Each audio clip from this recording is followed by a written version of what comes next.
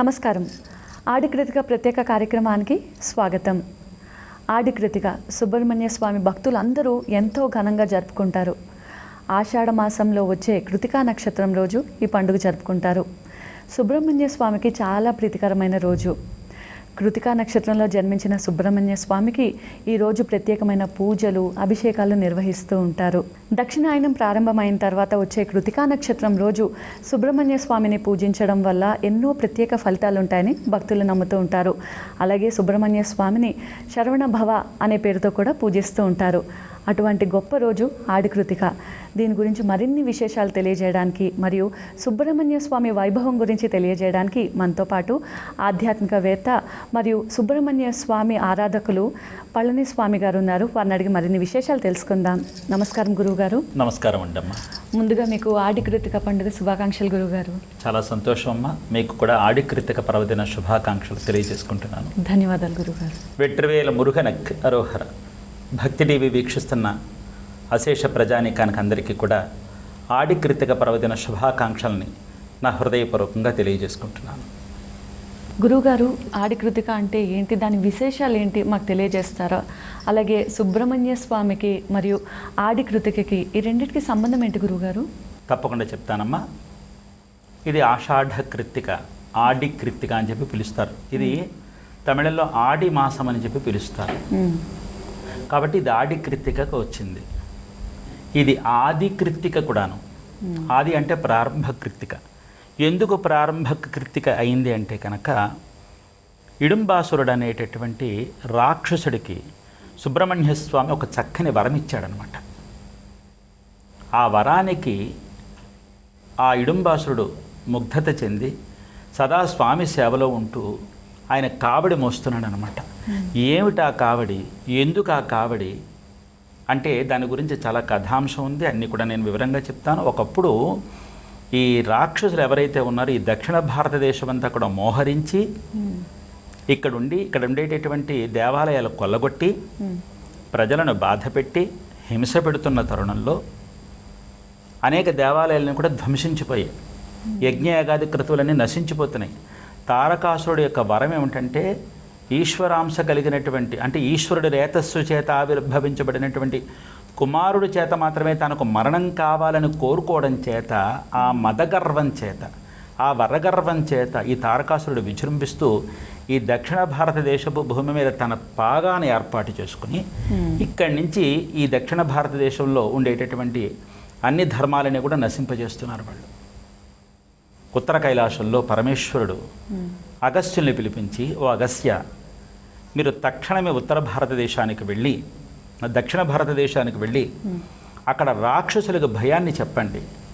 మిమ్మల్ని అంతమొందించడం కోసం సుబ్రహ్మణ్యేశ్వరుడు వస్తున్నాడు కాబట్టి ఇప్పటికైనా మించిపోయింది లేదు, మీ ప్రాణాలు మీరు దక్కించుకోండి అని చెప్పి రాక్షసులకు భయాన్ని చెప్పండి.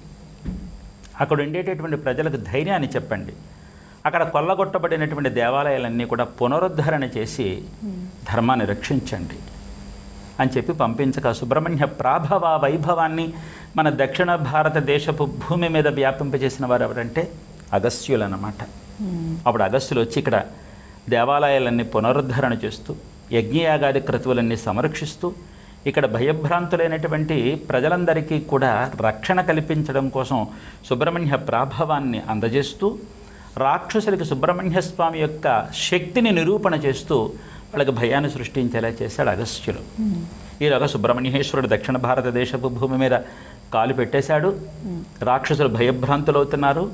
ఈ సందర్భంలో సుబ్రహ్మణ్యేశ్వరుడు ఈ ప్రజా సంచారం చేస్తున్నాడు అన్నమాట. ఎక్కడెక్కడ ఎవరెవరు ఉన్నారు, రాక్షసులు ఎక్కడ మోహరించారు, ఈ ప్రజలందరూ ఏమైపోతున్నారో సంచరిస్తున్నప్పుడు ఒక పర్వతం మీద ఒక పొట్టిగా ఉండేటటువంటి రాక్షసుడు 2 పర్వతాలను పెకలించి పట్టుకుపోతున్నాడు అనమాట. చూశాడు. ఓ అగస్త్య, అది ఏమిటి అని అడిగాడు. ఆయన ఇడుంబాసురుడు అనేటటువంటి రాక్షసుడు. వాడు మదగర్వి, బలగర్వి. వాడు ప్రకృతిని నాశనం చేస్తున్నాడు. కాబట్టి తారకాసుర పరివారంలో వాడు ఒకడు అనమాట. కాబట్టి ఈ యొక్క సంచారం చేత మనం ఇవాళ ఆయన చూసాం. ఇటువంటి రాక్షసులు అనేక మంది ఉన్నారు ఈ దక్షిణ భారతదేశ భూమి అంతా. అలాగా సరే, ముందు ఆ సంగతి కూడా చూద్దాం రా అని చెప్పి సుబ్రహ్మణ్యేశ్వరుడు బాలస్వరూపం కదూ, ఆ విధంగా ఆ మోస్తున్నటువంటి ఆ కావడి మోస్తున్నటువంటి ఆ పర్వతాలు 2 మోసుకెడుతున్నాడు అనమాట. ఒక పర్వతం శివగిరి, రెండో పర్వతం శక్తిగిరి. ఈ 2 పర్వతాలని పకిలించి పట్టుపోతున్నాడు అనమాట. నన్ను ఎవరు అణుచుతారు, నేను బలశాలిని అని. సుబ్రహ్మణ్యేశ్వరుడు ఆ పర్వతం మీద వాలగానే బలం అంటే ఏమిటో తెలియని వాడికి ఒక్కసారిగా బరువు అనిపించి ఒక్కసారి వెనక్కి తిరగ చూడగానే బాలుడు సుబ్రహ్మణ్యేశ్వరుడు ఎవర్రాను అని అడిగాడు. నేను దండాన్ని ధరించినటువంటి జ్ఞానోపదేశిని, దండాయుధపాణిని నేను. అయితే ఏమిటని అడిగాడు. నువ్వు పర్వతాలు దించనన్నాడు.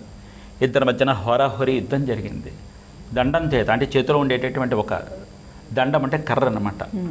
ఆ దండం చేత తల మీద మోదితే ఇడుంబాసురుడు హతమైపోయాడు అనమాట. అప్పుడు అగస్త్యుడు అంటాడు, సుబ్రహ్మణ్య ఆగ్రహించుకు, శాంతించు. ఈ అగస్త్యుడు ఏమని అడుగుతారంటే సుబ్రహ్మణ్యేశ్వరుని, ఈ ఇడుంబాసురుని బ్రతికించు, ఇతను లోకానికి సాక్షిభూతం అవుతాడు, సుబ్రహ్మణ్య కరుణను చాటి చెప్తాడు. కాబట్టి లోక కళ్యాణం కోసం జరుగుతున్న ఈ కథను చక్కని మలుపు తీసుకొద్దాం అని అనగానే అగస్త్యుల మీద ఉండేటటువంటి గౌరవం చేత సుబ్రహ్మణ్యేశ్వరుడు శాంతించి ఇడుంబాసుడికి ప్రాణశక్తి ఇస్తాడు. వెంటనే తాను లేచి, మురుగ సుబ్రహ్మణ్యేశ్వర, చాలా సంతోషం తండ్రి, నాకు ఇది పునర్జన్మించావు. నీ మీద దండయాత్ర చేశాను, నీ మీద దండెత్తాను, పాపానికి తిరిగి పునర్జన్మ ఇప్పుడు ప్రసాదించుకున్నాను. నాకు జన్మకు కారణం ఏమిటి? ఇప్పుడు ఈ జన్మ నీది, ఈ రూపం నీది, ఈ ప్రాణం నీది. ఏ కారణం లేకుండా తిరిగి నాకు పునర్జన్మ ప్రసాదించు, నన్ను ఏం చేయమంటావు అని అడిగాడు. ఏది నువ్వు ఇందాకన మోసావు చూడు, శివగిరి శక్తిగిరిని, రెండింటిని మొయ్యి అన్నాడు. మోసాను. అయ్యా బరువుగా ఉంది, అయ్యా ఉందా? మురుహాను అంటే సుబ్రహ్మణ్య అని పిలు అన్నాడు. మొయ్యగానే బరువు తగ్గింది. ఈ 2 పర్వతాలు పట్టుకెళ్ళిపోయి, నేను ఎక్కడికెడితే అక్కడ నాతో పాటు నువ్వురా.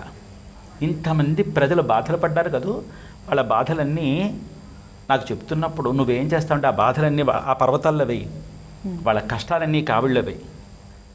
ఈ కావిడ నాకు, నేను ఎక్కడుంటానో అక్కడికి వచ్చి సమర్పించు. నువ్వు వెళ్ళి ప్రజల దగ్గరికి వెళ్ళి వాళ్ళ కష్టాలు ఏమిటో కనుక్కో, ఆ కష్టాలన్నీ నేను తీరుస్తానని చెప్పగానే సుబ్రహ్మణ్యుడు ఇలా వెళ్ళగా నేను మురుగా అంటే సుబ్రహ్మణ్య అంటూ ఈ కావిడి పట్టుకుని అందరి దగ్గరికి వెళ్ళి మీ కష్టాలు ఏమిటో చెప్పండి, సుబ్రహ్మణ్యుడు వచ్చాడు తీరుస్తాడు. ఏది ఇందులో వేయండి. ఒకప్పుడు మీకు జ్ఞాపకం, మీరు చిన్నపిల్లలు, మీకు జ్ఞాపకం ఉందలేదో తెలియదు, ఇదివరకు ఉత్తరాలు రాస్తే మేము బిందుల్లో వేసుకునేవాళ్ళం, ఉట్టి కట్టి అవన్నీ చూసుకునేవాళ్ళం. ఇప్పుడు పల్లెటూళ్ళల్లో మంచినీళ్ళు పట్టుకునే కావిడ ఉంటుంది కదా, అలాగే 2 పర్వతాలు కూడాను భక్తుల కష్టాలు మోసేటటువంటి కావిడ అయిపోయిందన్నమాట. ఇంకెక్కడి నుంచి భక్తుల కష్టాలు తొలగిపోయి వాళ్ళకి కొత్త జీవితం ఆదిపడుతోంది కనుక, ప్రారంభం అవుతోంది కనుక ఇది ఆది కృత్తికగా వచ్చింది. అప్పటి నుంచి సుబ్రహ్మణ్యుని సేవలో ఈ ఇడుంబాసురుడు అనేటటువంటి ఈ రాక్షసుడు కావిడి దైవంగా, సుబ్రహ్మణ్యుడు ఎక్కడ కొలువు తీరుంటే అక్కడ బాకిలిలో తను ఉంటాడు. ఇంతమంది కష్టాలు ఎవరైతే ఉన్నాయో, కష్టాలు, వ్యధలు, చెరలు, బాధలు ఏవైతే ఉన్నాయో అన్నీ ఇడుంబాసుడికి చెప్పాలి. ఇడుంబాసుడికి తీసుకెళ్ళి ఆ మహారాజ చక్రవర్తికి అప్పచెప్తాడు. ఇలా సుబ్రహ్మణ్య శాసనం అన్నమాట. సుబ్రహ్మణ్యుడు ఎక్కడ ఉంటాడో ఇడుంబాసురుడు అక్కడ ఉండాలి. ఇడుంబాసురుడిని తొలుత దర్శనం చేసిన తర్వాత నా దగ్గరికి రావాలి. అలా వచ్చినటువంటి భక్తుల యొక్క కోరికలన్నీ నేను తీర్చేస్తానని చెప్పి సుబ్రహ్మణ్యేశ్వరుడు ఇడుంబాసుడికి ఇచ్చినటువంటి వరము, అది శాసనము. అందుకే అప్పటి నుంచి ప్రతిరోజు కూడా సుబ్రహ్మణ్యేశ్వరుడికి కావిడితో ఆరాధన చేయడం అనేటటువంటి కల్పం ఉంది.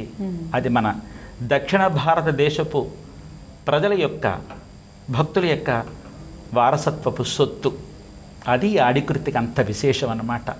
ఇంకా అక్కడి నుంచి భక్తులు ప్రతి ఒక్కళ్ళు కూడా ముందు సుబ్రహ్మణ్యేశ్వరుడి దగ్గరికి వెళ్ళరు, ఇడుంబాసుడి దగ్గరికి వస్తాడు మురుగా అంటూను. ఇవన్నీ పట్టుకుని వెళుతూ ఉంటాడు. ఈ ఇడుంబాసుడు అలా మోసుకుంటూ వెళుతూ ఉంటాడుగా, స్వామి అప్పుడు నాకు బలం అనిపించలేదు, ఇప్పుడు నాకు బలం అనిపిస్తోంది, మొయ్యలేకపోతున్నా అంటే ఏముంది, మురుగా అనుకుంటే నా దగ్గరికి వచ్చాయి అనేటప్పటికీ నీ భక్తుల విశ్వాసాలు బరువుగా ఉన్నాయ్యా. అప్పుడు అంటాడు స్వామి, ఈ కావిడ నేను ఎప్పుడు బరువు దించాలి అని అడుగుతాడు. సిద్ధులకు కూడా అందని నా తత్వాన్ని ఆడికృతిక రోజున సిద్ధులు ఈ భూమి మీద నడయాడుతారు. ఆ రోజున ఈ కావిడ బరువు దించి నువ్వు నాకు సాష్టాంగ నమస్కారం చేసుకో అంటాడు. ఆ ఇడుంబాసురుడు ఏడాదికి ఒక్కసారి తన కావిడి బరువు దించుకుని ఇంతటి ఉపకారం చేసినటువంటి, ఇంతటి మహద్భాగ్యాన్ని కలిగించినటువంటి సుబ్రహ్మణ్యేశ్వరుడికి సాష్టాంగ నమస్కారం చేయడం కోసం ఇడుంబాసురుడు కావిడి దించినటువంటి సమయమే ఆడికృతిక. అర్థమైందా? అర్థమైంది. ఇది నాన్న, ఇది ఇంత కథ. అయితే గురువుగారు, ఈ ఆడికృతిక అన్నది ప్రతి ఒక్కరూ ఆచరించవచ్చా? అంటే ప్రతి ప్రాంతం వాళ్ళు ఈ ఆచారం అన్నది ఎప్పుడు మొదలైంది, అలాగే ప్రతి ఒక్కరు ఆచరించవచ్చా? ప్రతి ఒక్కళ్ళు ఆచరించవచ్చు. ఇది ఒక ప్రాంతానికి సంబంధించినటువంటిది కాదు, ఇది పురాణ వాక్యం. పురాణం అందరికీ ఒక్కలాగా చెప్తుంది. అది వాళ్ళకు ఒకలాగా మనకు ఒకలాగా చెప్పదు. పురాణం అనేది అందరికీ ఒక్కలాగా చెబుతుంది. ఈ ఆడికృతిగా మీకు ఇంకో విషయం చెప్పాలి. ఏడాదికి 12 బ్రహ్మోత్సవాలు జరుగుతాయి సుబ్రహ్మణ్యేశ్వరుడికి. ఆ వరుస క్రమంలో ఇది 7వ బ్రహ్మోత్సవం. ఆడికృతిగా ఏడాదికి 12 బ్రహ్మోత్సవాలు జరిగేటటువంటి వరుస క్రమంలో ఈ ఆడికృతిగా 7వ బ్రహ్మోత్సవం.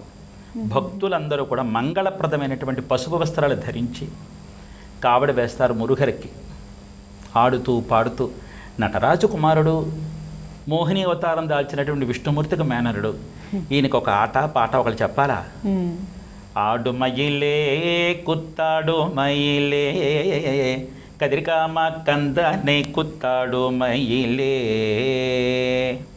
ఇలా పాడుతూ మురుఘా మురుఘా మురుఘా మురుఘా అరఘరోఘరా మాల్ మరుఘా మరుఘా మరుఘా మరుఘా అరఘరోఘరా శరవణ భవుడు గౌరీసుతుడు జగమంతా తరిహింపచేసే కార్తికేయుని చూడరారమ్మా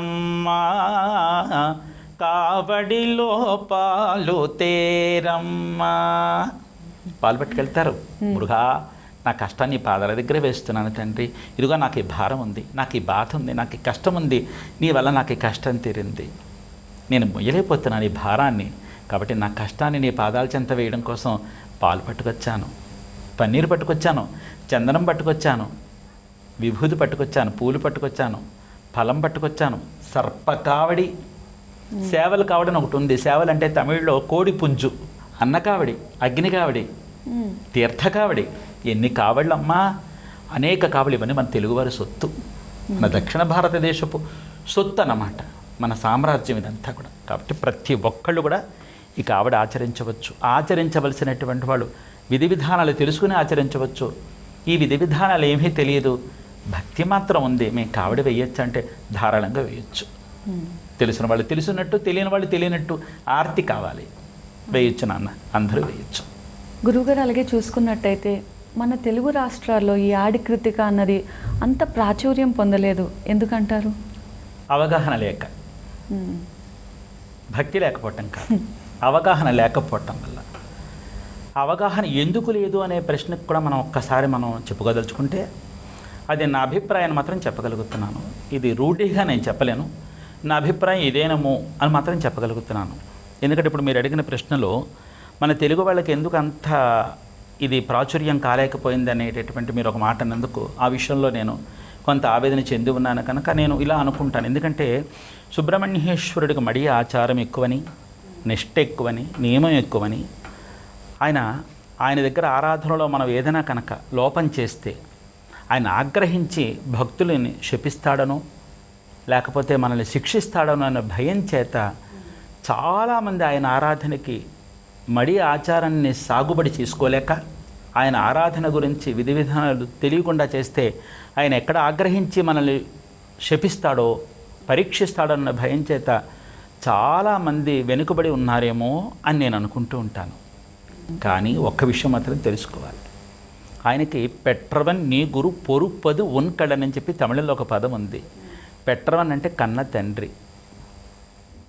కన్న తండ్రి పిల్లల్ని గదమాయిస్తాడేమో తప్ప పిల్లల్ని శిక్షించడు. తండ్రి అంటే భయం ఉండాలి, కానీ తండ్రి ప్రేమకు దూరమైనంత భయం మాత్రం ఉండకూడదు. కాబట్టి ఆయన కన్న తండ్రి కాదు, తాను ఓడైనా పిల్లల్ని గెలిపిస్తాడు. కాబట్టి ఆయన కన్న తండ్రి, ఆయన కరుణాసాగరుడు. అన్బు ఇరింద కడబుడు సుబ్రహ్మణ్య పెరుమానని తమిళంలో ఒక పదం అనమాట. అన్బు అంటే ప్రేమ. సుబ్రహ్మణ్యేశ్వరుడికి మన మీద ఉన్నది వాత్సల్యం అన్నమాట, ప్రేమ. తండ్రి వాత్సల్యం ఎలా ఉంటుందో ఆ తండ్రి దగ్గర ఉంటుంది కనుక ఎవ్వరు ఏమీ భయపడక్కర్ల. ఒకటి మాత్రం, తెలిసిన వాళ్ళు తెలిసినట్టు చేసుకుంటారు, తెలియని వాళ్ళు తెలియనట్టు చేసుకుంటారు. 2 విధానాలు ఉన్నాయండి అమ్మ, పండిత పూజా విధానం, పామర పూజా విధానం. ఈ రెండింటికి వ్యత్యాసం ఏంటంటే, పండిత పూజా విధానం విధి విధానాలన్నీ తెలుసు వాళ్ళకి, ముందు వెనక ఏమిటి, ఏ వరుస క్రమంలో చేయాలి, ఏ నివేదన పెట్టుకోవాలి, ఏ విధంగా మడులు ఆచారాలు పాటించాలి, ఎంత నిష్టగా ఉండాలి, ఏ విధంగా చేయాలని అందరికీ వాళ్ళు తెలిసిన వాళ్ళు ఉన్నారు. కొంతమంది వాళ్ళకు తగ్గట్టుగా చేసుకుంటారు. కానీ మరి ఏమీ తెలియని వాళ్ళ సంగతి ఏమిటి? వాళ్ళకి ఇవన్నీ చేయకపోతే ఆయన కొలవకూడదా? ఆయన ఆరాధన చేయకూడదా? ఆయన ఆరాధనకు దూరం అయిపోవాలా? ఇవన్నీ తెలియకపోతే అంతకు మించినది ఒకటి ఉంది, ఆర్తి. ఆ ఆర్తితో సుబ్రహ్మణ్య ఆరాధన చేయొచ్చు. ఆ ఆర్తికి వశం అవుతాడు మురుగపెరుమాన్. ఇల్లాద కడవుళ్ళని చెప్పి తమిళంలో పేరు. లేనివాడి దైవం ఆయన. ఏమి లేనివాడి దైవం? ఆయన దగ్గరికి వచ్చి మురుగా నాకు ఇది కావాలి, ఇది నాకు కొరత వచ్చింది, నాకు ప్రసాదించమంటే ఆయన దృష్టిలో వాడు లేనివాడు అన్నమాట. అలాంటి వాడు ఏది అడిగితే అది ఇస్తాడు ఆయన. తమ భేదాలు చూడడు. ఆయన మహారాజ చక్రవర్తి, జగత్ పరిపాలన గావిస్తున్నటువంటి మహారాజ చక్రవర్తి. రాజుకు అందరూ ఒకటే, పండితులు ఒకటే, పామరులు ఒకటే. కాబట్టి పండితులుగాను, ఏమీ తెలియని వాళ్ళు వెనకది ముందో ముందుది వెనకో వరుస క్రమం కూడా ఏమక్కర్లా. మురుగా నాకు నీవు తవర వైరే గతి ఇల్లప్ప, నాకు నీదాన ఆధారమప్ప, నాకెవ్వరూ లేరప్ప. మురుగా నాకు నువ్వు దిక్కయ్యా, నన్ను కాపాడవా, నన్ను రక్షించవా, నా కేసు ఒక్కసారి చూడవంటే యామిరుక్క భయం ఏన్, నేనుండగా నీకెందుకు భయం అంటాడు మురుగను. పాశమిరుంద కడవుళ్ సుబ్రహ్మణ్య పెరుమాన్, కన్న పాశమమ్మా. కాబట్టి అతడి దగ్గర భయం ఏమక్కర్లేదు. అలాగే ముఖ్యంగా ఈ ఆడి కృతికని అంటే ఈరోజు సుబ్రహ్మణ్య స్వామిని ఎలా పూజించాలి, దానికి ఏమైనా ప్రత్యేక ఇలాగే పూజించాలి, ఈరోజు ప్రతి ఒక్కరు ఎటువంటి పూజను ఆచరించాలి సుబ్రహ్మణ్య స్వామికి? సుబ్రహ్మణ్య స్వామి యొక్క ఆడి కృతిక నాడు స్వామిని ఏ విధంగా పూజించాలనే విషయాన్ని తో పాటు తెలుసుకున్న తర్వాత మనం చెప్పినట్టుగా చేయాలని కొంతమందికి ఉండదు, అవకాశం ఉండదు. చేయాలని కుతూహలం ఉంటుంది, కానీ చేయడానికి సౌలభ్యం ఉండకపోవచ్చు. కానీ అలాంటి వాళ్ళు కూడా వాళ్ళకి ఎంతవరకు సౌలభ్యం అంతవరకు స్వామిని సేవించేసుకోండి. ఏంటంటే ఏం చేస్తారంటే మంగళ వస్త్రాలు, పసుపు వస్త్రాలు కట్టుకుంటారు. పసుపు ఎందుకు కట్టుకుంటారంటే సర్వమంగళ తనయుడు సుబ్రహ్మణ్యేశ్వరుడు, మంగళాంబిక పచ్చగా ఉంటుంది తల్లి. ఆయన శక్తిపుత్రుడు కనుక మంగళస్వరూపంగా శత్రు సంహారకారకుడు కనుక సుబ్రహ్మణ్యేశ్వరుడికి పసుపు వస్త్రాలు కట్టుకుంటారు. కొంతమంది ఆకుపచ్చ వస్త్రాలు కట్టుకుంటున్నారు, నీలం వస్త్రాలు కట్టుకుంటున్నారు, అది వేరే విషయం. అందుకని పసుపు వస్త్రాలు కట్టుకుంటూ ఆ రోజున పొద్దున్న మంగళస్నానం చేసేసిన తర్వాత ఒక కలశ తీసుకుంటారు. కావడి ఉన్నబడి ఒక బద్ద కట్టుకుని అటొకటి పాత్రలు పెట్టుకుని అందులో వాళ్ళు వేసిన మొక్కుకున్న ద్రవ్యాలు పెట్టుకుంటారు. అది లేనటువంటి వాళ్ళు ఇంత కలశ తీసుకుని దాన్ని శుభ్రంగా కడిగేసుకున్న తర్వాత అలంకరణ చేసుకుని అందులో ఒకళ్ళు మొక్కుకుంటారన్నమాట. పాలు వేసుకుంటారు. మృగాని దగ్గరికి నేను పాలు పట్టుకొస్తున్నాను, ఫలం పట్టుకొస్తున్నాను, విభూతి పట్టుకొస్తున్నాను, చందనం పట్టుకొస్తున్నాను, జవ్వాది పట్టుకొస్తున్నాను, నాకు సర్పదోషం ఉంది, సర్పాన్ని కూడా పట్టుకొస్తున్నాను అంట. నిజంగా సర్పం కూడా వేస్తారు. సర్ప కావడిలో నిజాన్ని సర్పం తీసుకొచ్చి స్వామికి సమర్పణ చేస్తారు. ఆ తర్వాత దాన్ని ఎక్కడో వదులుతారు. కానీ అలా అందరికీ సౌలభ్యం ఉండద్దు. మరి అలాంటి వాళ్ళు ఏం చేస్తారంటే వెండిదో ఇత్తడిదో రాగిదో ఒక పడగ తీసుకుని అది ఆ కలశలో వేసుకుని దానికి పూజ చేసి అలంకరణ చేసి ధూపదీప నైవేద్యాలు పెట్టుకుని ఇంటి దగ్గర నుంచి సాధ్యమైనంత వరకు కాళ్ళకు చెప్పులు వేసుకోకుండా పసుపు వస్త్రాలు కట్టుకుని అందరూ ఆడుతూ మురుగా మురుగా మురుగా మురుగా మంగళవాద్యాలు వేసుకుంటూ ఆడుతూ పాడుతూ స్వామి దగ్గరికి కావడి సమర్పిస్తారు. అన్న కావడి, అగ్ని కావడి, సేవల కావడి, కోడి పుంజు కూడా స్వామికి వేస్తారు. తీర్థ కావడి, నది జలాలు వేస్తారు. ఇవన్నీ స్వామి దగ్గరికి వచ్చి సమర్పణ చేసి స్వామికి చేసుకుంటారు. ఒకవేళ నేను చెప్పిన విధానంలో ఇవన్నీ సౌలభ్యం లేనటువంటి వాళ్ళు, చేతకానటువంటి వాళ్ళు కనీసం ఆ ఉత్సవాన్ని చూడటానికైనా వెళుతారు, కనీసం ఆ కావడి తీర్థాన్ని తాగడానికైనా వెళుతారు. ఏదైనా సరే ఆడి కృత్తిక నాడు స్వామిని మనం చూస్తే చాలు, తండ్రి మురిసిపోతాడు, నా బిడ్డలు వచ్చారు. మన ఇంటికి వెళ్ళగానే మన అమ్మ ఇలా పొంగిపోతుందమ్మా పిల్లలు వచ్చారని. అప్పుడు కదా పండగ. ఎంత పండగైనా పిల్లల్ని చూస్తే తప్ప తల్లికి పండగ అనిపించదు. పిల్లలు ఎప్పుడు వస్తే అప్పుడు పండగ. అలాగే మన కడవడు సుబ్రహ్మణ్య స్వామి కూడా మనం చూసి మురిసిపోతాడనమాట. ఆ విధంగా ఎవరైనా చేసుకోవచ్చు. ఇది మనదే. గురువుగారు, అలాగే ఈ పండుగను ఆచరించడానికి ప్రత్యేక నియమాలు ఏమైనా ఉన్నాయా? అంటే ఖచ్చితంగా ఈ నియమాలు పాటించాల్సిందే అనే ఏమైనా నియమాలు ఉన్నాయా? నియమాలు కాదు కానీ విధానం ఉంది. ఎందుకంటే ఆ నియమాలు చెప్పామనుకోండి, ఆ నియమాలు ఆచరించలేనటువంటి వాళ్ళు కొంతమంది ఉంటారు. ఆ నియమాలకు భయపడే చాలామంది ఆరాధన దూరం అయిపోయింది. కాబట్టి ప్రజలు భయపడకూడదని నేను నియమాల గురించి మాట్లాడట్లా, విధానం చెప్తాను. విధానం ఏంటంటే శుభ్రంగా పొద్దున లేచి మంగళస్నానం చేసేసి ఒక కలసి తీసుకుని వీరు వినాయకుడికి దండం పెట్టుకోవాలి. వినాయకుడికి పూజ చేసుకోండి.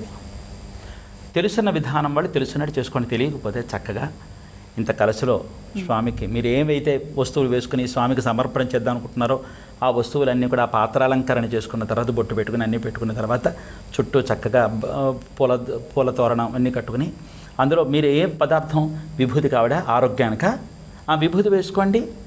అందులో ఒక నిమ్మకాయ వేసుకోండి, ఓ పువ్వు వేసుకోండి, దానిపైన ఒక మూత పెట్టేసి వాసి కట్టండి. మనం ఊరకాయ జాడికి ఎలా వాసి కడతాం అలా మంగళకరంగా చక్కగా పసుపు వస్త్రం వాసి కట్టేసేసి ఆ విధంగా స్వామికి ఇక్కడ పూజ చేసి ఇడుంబాసుడికి విఘ్నేశ్వరుడికి పూజ చేసుకుని తోచిన బెల్లమో అరటిపండు మరొకటో నైవేద్యం పెట్టుకుని ఇంట్లో వాళ్ళ చేత ఆ మాల ఎవరైతే కావడ వేస్తున్న ఆడవాళ్ళు మగవాళ్ళు పిల్లలు పెద్దలు అందరూ వేయొచ్చు. ఆ విధంగా మెడలో వేసుకుని పసుపు వస్త్రాలు కట్టుకుని, ఒకవేళ పసుపు వస్త్రాలు సౌలభ్యంగా లేని వాళ్ళు ఏదో ఒక ఉతికారేసిన బట్ట కట్టుకోవచ్చు ఏమ్మా. అలా వేసుకుని ఇంకా అక్కడి నుంచి వాళ్ళ ఇల్లు గుడికి దగ్గరగా ఉంది, నడవగలుగుతాం, 4 అడుగులు వేయగలుగుతాం అంటే కుటుంబం అందరూ కలిసి చక్కగా ఆడుతూ పాడుతూ మురుగా మురుగా మురుగా మురుగా అంటూ స్వామికి సమర్పించు. కొంచెం దూరంగా ఉన్నవాళ్ళు ఏదైనా వాహనాల్లో వెళ్ళి గుడి దాకా వెళ్ళి నడుచుకుని వెళ్ళొచ్చు. ఒకవేళ ఆ నడిచే ఓపిక లేనటువంటి వాళ్ళు కూడా వాళ్ళ సౌలభ్యాన్ని బట్టి వాళ్ళని తీసుకుని వెళ్ళొచ్చు. ఈ విధంగా వెళ్ళి అక్కడికి వెళ్ళిన తర్వాత స్వామికి సమర్పణ చేస్తారు. ఉపవాసం ఉండేవాళ్ళు ఉండండి, ఉండలేని వాళ్ళు దండం పెట్టుకోండి. ఆరోగ్యం సహకరించేవాళ్ళు సహకరిస్తే సహకరించినట్టు చేయండి, సహకరించకపోతే మీకు సహకరించకపోయినా చెయ్యండి. మీకు ఇంకో విషయం చెప్పాలి, భక్తి ఉంటుంది లోపల, స్నానం చేయడానికి కూడా ఉండదు. ఆరోగ్యం జ్వరం ఉదాహరణకి మాట్లాడుతున్నాను. జ్వరం ఉంది ఒకరికి, కానీ ఆడికృతిక నాడు వెళ్ళాల్సిందే, చేయడానికి ఓపిక లేదు. విభూతి పెట్టుకుని వెళ్ళిపోండి నాన్న, వెళ్ళిపోండి, స్వామికి విభూతి పెట్టుకుని వెళ్ళిపోండి. మీకు జ్వరం వచ్చింది చేయలేకపోతున్నాను అని తెలియదా, వెళ్ళండి. ఇలాంటి నియమాలు పెట్టేసి కొంతమందిని చేస్తే కొంతమందికి భయం ఇస్తున్నది. భయం ఉండకూడదు. నాది పామర పూజా విధానం, పండిత పూజా విధానంలో నేను చెప్పను, ఎందుకంటే అది అందరికీ సౌలభ్యంగా ఉండదు. అది కావాలని ఎవరు అమంగళంగా చేయాలని ఎవరు అనుకోరు, మంగళప్రదంగా చేయాలని అనుకుంటారు. కానీ అలా చెయ్యలేనటువంటి వాళ్ళకి కొంచెం వెసులుబాటు కల్పిస్తే స్వామి ఆరాధన మన తెలుగు రాష్ట్రాల్లో నిలబడుతుందని ఒక చిన్న స్వార్థం అన్నమాట. ఆ స్వార్థం కోసం ఇలా చెప్తున్నాను. గురువుగారు, అలాగే ఈ ఆడికృతికని, ఈ సుబ్రహ్మణ్య స్వామి పూజని ఇంట్లో ఆచరించవచ్చా లేదా ప్రత్యేకంగా మనం గుడికి వెళ్ళి ఆచరించాలా? గుడికి వెళ్ళడానికి సౌలభ్యం ఉన్నవాళ్ళు గుడికి వెళ్ళి ఆచరించుకోవచ్చు. గుడికి వెళ్ళలేనటువంటి వాళ్ళు ఇంట్లో ధారాళంగా చేసుకోవచ్చు. అదే కావడి ఎత్తుకుని అదే పూజ చేసుకుని ఇంట్లోనే చక్కగా ఆనంద తాండవంలాగా కావడెత్తుకుని మురుగా మురుగా మురుగా అనుకుంటూ, స్వామి నాకు శక్తి ఇది, నేను ఇంట్లో పూజిస్తున్నానంటే ఆయన ఉన్నదే దక్షిణ భారతదేశపు భూమి మీద, మాయా మానవ రూపాలు ఇక్కడే తిరుగుతున్నాడు. ఎవరు మురుగా అని పిలుస్తారో వాళ్ళ కళ్ళ ముందు ఉంటాడు ఆయన. కాబట్టి వెళ్ళలేనటువంటి వాళ్ళు వెళ్ళలేనట్టు ఇంట్లో చేసుకోవచ్చు, వెళ్ళగలిగినటువంటి వాళ్ళు వెళ్ళగలిగిన దూరం వెళ్ళి స్వామిని సేవించుకోవచ్చు, ఏమీ సందేహం లేదు.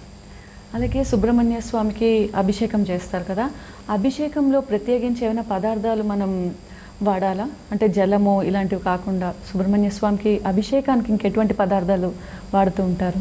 అసలు అభిషేకం అంటే జలమేనమ్మా. ఆ తర్వాతవన్నీ ఇవి వచ్చాయి. అసలు అభిషేకం అంటే కనుక జలమే. ఆ తర్వాత మనం చెప్పుకోదగినటువంటి అభిషేకాలలో పాలు, పంచామృతం, తర్వాత తీర్థం, విభూతి, చందనము, పుష్పము, ఫలము, ఇవన్నీ వచ్చాయి.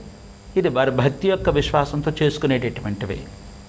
కాబట్టి ఈ పదార్థమే ఉండాలని ఏం లేదు. వారు ఏ పదార్థాన్ని స్వామికి సమర్పణ చేద్దామని వాళ్ళు దండం పెట్టుకుంటారో ఆ ప్రకారం ఆయన ఇస్తే ఏది ఇచ్చినా తీసుకుంటాడు ఆయన. అలాగే గురువుగారు, సుబ్రహ్మణ్య స్వామిని పూజిస్తే పిల్లలు లేని వాళ్ళకి పిల్లలు కలుగుతారంటారు, అలాగే చాలామంది కలిగారు కూడా.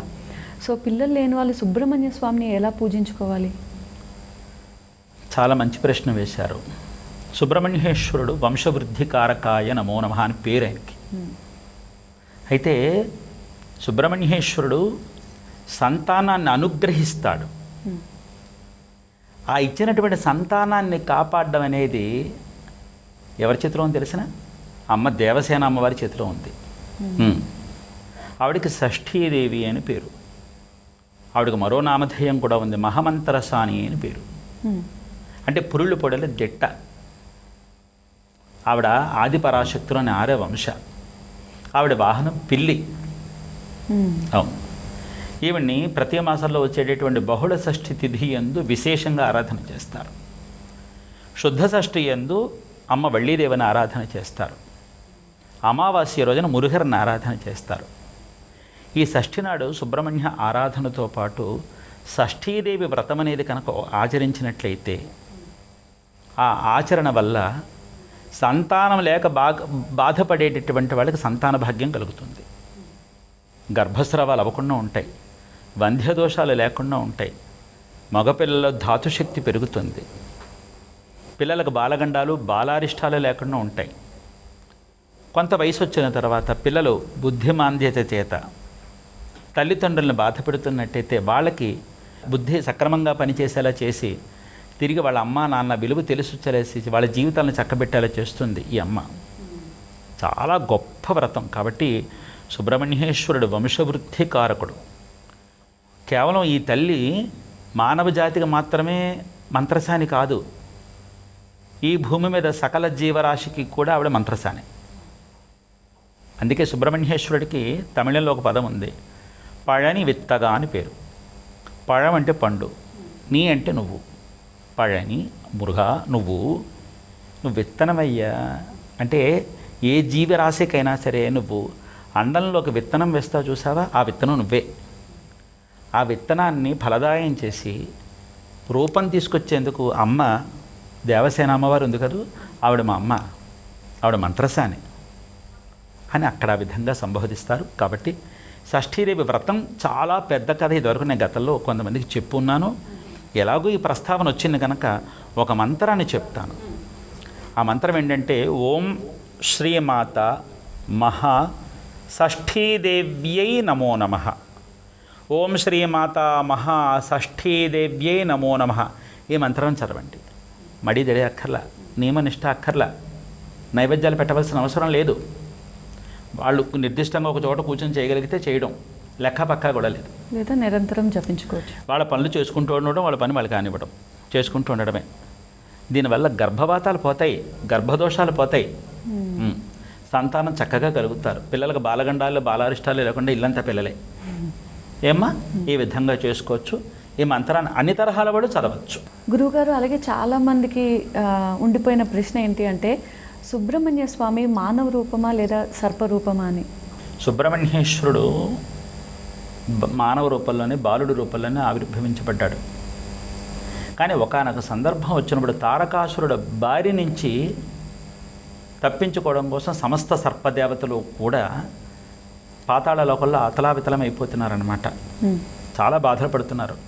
సమస్త సర్పజాతిని నాశనం చేసేస్తే ఈ భూలోకం పతనమైపోతుందని, ఇటు మానవ లోకాన్ని అటు పాతాళ లోకాన్ని కూడా ఒక్కసారిగా ధ్వంసం చేసేయాలని చెప్పి తారకాసురుడు పాతాళ లోకంలోకి వెళ్ళి సమస్త సర్పజాతిని నాశనం చేస్తున్నప్పుడు ఆదిశేషుడు సుబ్రహ్మణ్యేశ్వరుని ప్రార్థన చేస్తాడు. సుబ్రహ్మణ్యేశ్వరుడు తారకాసురుడు వచ్చి పాతాళ లోకంలో ఇది చేస్తున్నాడు. తారకాసురుడు బారి నుంచి తప్పించుకోవడం కోసం సర్పాలు భూమి మీదకి వెళ్ళి ప్రాణాలు దక్కించుకుందామని వెళుతుండగా పైన ఉండేటటువంటి మానవులు మా దండయాత్ర చూసి, మా ఆవేదన చూసి వాళ్ళకి అర్థం కాక వాళ్ళని మేమేమైనా చంపడానికి వస్తున్నామేమోనని మమ్మల్ని చంపేస్తున్నారు వాళ్ళు. దీనివల్ల సర్పదేవతల యొక్క శాపం మానవ జాతికి అంటగట్టేశారు. మానవులు చాలా బాధపడుతున్నారు సర్ప శాపం చేత. ఇలా కనుక వదిలేస్తే ఈ సర్పశాపాలు పెరిగిపోతాయి. తక్షణం నువ్వు ఉభయుల్ని కాపాడవలసిన బాధ్యత నీకుంది, నువ్వు రామహప్రభో అని చెప్పేసి ఆదిశేషుడు వెళ్ళి సుబ్రహ్మణ్యేశ్వరుని ప్రార్థన చేయగానే సుబ్రహ్మణ్యేశ్వరుడు పరుగు పరుగునొచ్చి తాను కూడా ఒక మాయా సర్పరూపాన్ని ధరించాడనమాట. యథాతథంగా ఎప్పట్లాగే తారకాసుడు తన పరివారంతో పాతాళ లోకంలోకి వచ్చేసాడు. ఓ మూల ఎక్కడో సుబ్రహ్మణ్యేశ్వరుడు సర్పరూపంలో ఏదో భయపడుతున్నట్టుగా భావించి అక్కడ ఉన్నాడనమాట. తారకాసుడు చూసి ఇది సాధారణ పామే, ఇది మనల్ని ఏం చేస్తుందని చెప్పి గిరగరా తిప్పి విసిరైపోతే సుబ్రహ్మణ్యేశ్వరుడు తన విశ్వరూపాన్ని చూపించి తారకాసురుడు యుద్ధం చేసి తారకాసురుడు భయం పుట్టేలా చేసి అక్కడి నుంచి పలాయనం చెందించేశాడు. కొద్ది రోజులు అక్కడే వశం ఉన్నాడు సుబ్రహ్మణ్యేశ్వరుడు. సరే మరి ఆదిశేషాన్ని బయలుదేరుతాను అన్నాడు. స్వామి మీరు లేరని తెలిసిన తక్షణం వాళ్ళు ఇక్కడికి వస్తారు, అప్పుడు మళ్ళీ మిమ్మల్ని మేము పిలవాలి, ఈ రక్షణ మాకు ఎలాగ తండ్రి అని అడిగితే భయపడకండి, ఇక మీద నుంచి మానవులు మిమ్మల్ని నాతో సమానంగా ఆరాధన చేస్తారు, కాబట్టి నా యొక్క శక్తి అంశను మీకు నేను వరప్రసాదంగా ఇస్తున్నాను.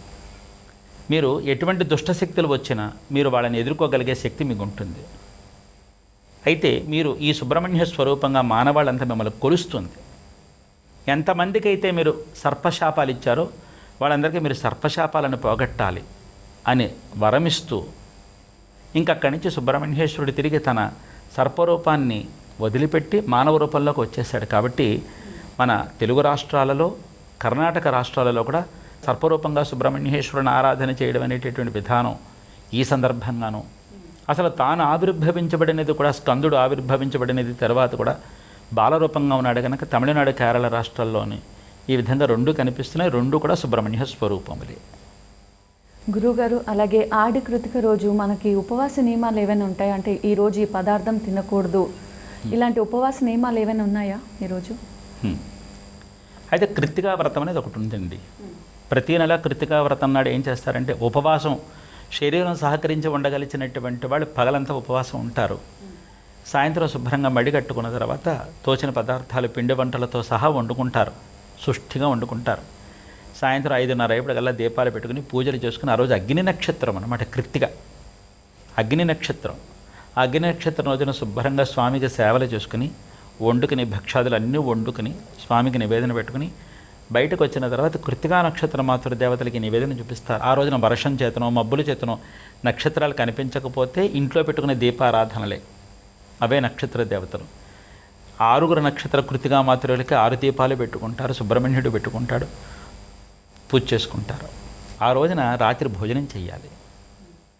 ఎందుకు భోజనం చేయాలంటే ప్రతి మాసము కృత్తికా నక్షత్రం ముందు సుబ్రహ్మణ్యేశ్వరుడు తన తల్లుల చేతితో భోజనం చేయడానికి వస్తాడు. ఏమ్మా, తల్లుల చేతితో భోజనం చేయడానికి వస్తాడు. ఆడి కృత్తిక నాడు కూడా ఆ విధంగానే వస్తాడు.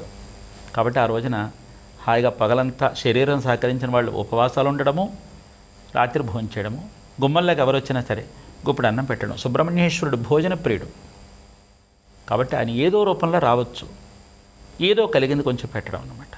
ఒకళ్ళు పగల ఉపవాసం లేనటువంటి వాళ్ళు, లేకపోతే ఏదైనా తిండి మందులు వేసుకుని స్వామికి కావడి సేవ చేయాలనుకునేటటువంటి వాళ్ళు ధారాళంగా చేసుకోవచ్చు. ఆరోగ్యం తర్వాతే కదమ్మా, ఆరోగ్యం బాగుండాలి. కాబట్టి ఆరోగ్యం బాగుండి మనం చూసుకుని మన జాగ్రత్త మనం తీసుకుంటూ స్వామిని ఎలాగైనా సేవించుకోవచ్చు. సహకరించిన వాళ్ళు సహకరించినట్టు, సహకరించలేని వాళ్ళు సహకరించగలిగినట్టు. అంతేకాక ఆడికృతిక విశేషం మరొకటి చెప్పాలి మీకు నేను. చెప్పండి. సుబ్రహ్మణ్య తత్వం మహాసిద్ధులకు కూడా అర్థం కాల, ఋషులకు అర్థం కాల, ఆయన ఆద్యంతాలు ఎవరికి అర్థం కావటంలా.